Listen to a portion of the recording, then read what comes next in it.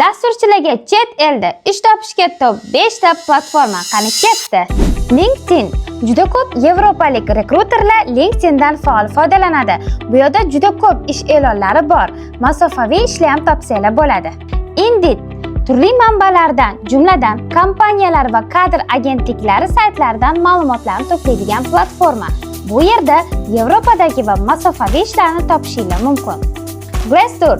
Bu platformani qiziq tomoni shundaki, u yerda faqat ish e'lonlarini emas, balki dasturchilarni ish beruvchilar haqida kommentlari ham bor.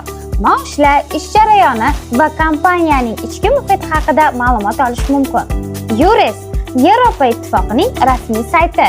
U yerda Yevropadagi davlat va xususiy sektor vakansiyalari joylashtirilgan. Shuningdek, ishga joylashish bo'yicha maslahatlar ham mavjud.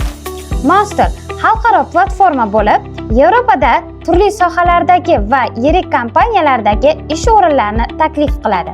Agar dasturlashni o'rganib, chet elda ishlamoqchi bo'lsanglar, bularning hammasini 100 ta kurslarimizda o'rgansanglar bo'ladi. Yozilish uchun kommentariyada plyus qoldiringlar.